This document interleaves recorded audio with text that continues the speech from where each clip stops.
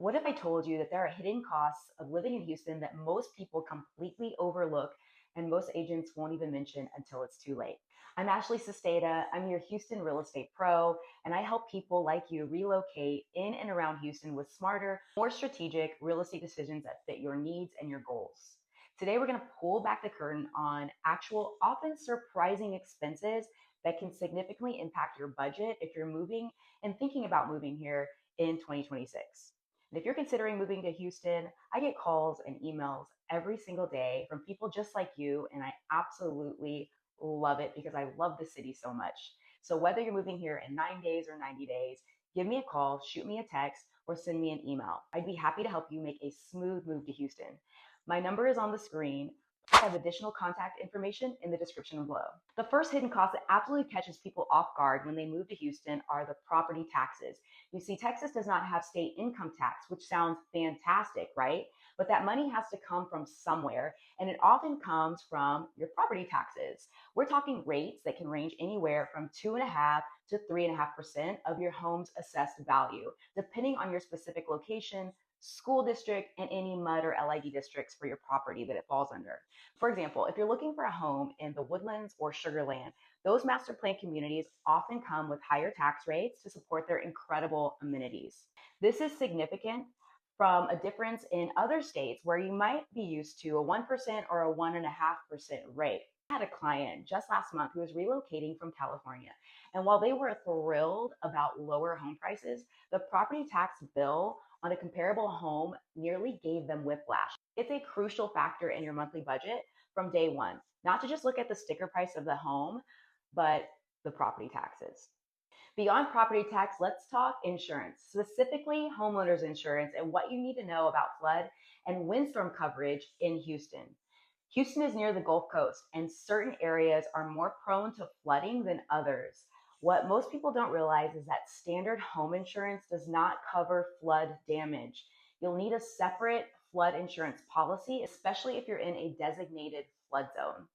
And sometimes, even if you're not, for peace of mind, because just because it hasn't flooded doesn't mean it won't. And then there's windstorm insurance, which can be required in certain coastal counties or areas exposed to higher wind risks.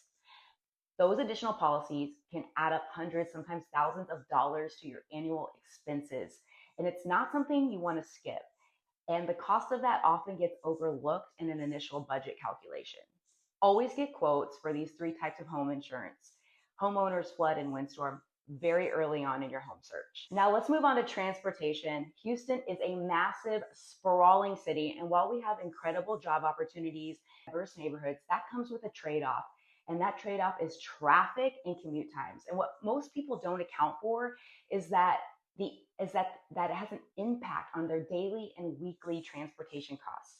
More driving means more gas, more wear and tear on your vehicle, and potentially higher insurance premiums.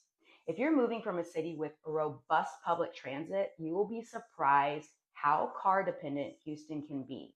Even with a great car, those longer commutes can significantly increase your monthly fuel budget. I've seen clients choose a perfectly suited home for their lifestyle only to realize their daily commute adds $200, $300 a month in gas alone. Not to mention the value of their time. That's a hidden cost right there. It all adds up so quickly. So if you're thinking about your daily routes before setting into a neighborhood, you'll be ahead. And I can help you pick out the best location in the city or suburb that fits your lifestyle and budget, depending on your career, your job, and your lifestyle responsibilities.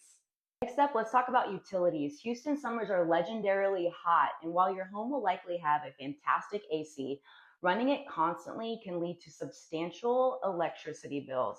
It's not uncommon for an electric bill to spike up to $300 or even $400 in the more peak summer months, especially if you have a larger home and you're purchasing a more mature home versus a new or newer construction.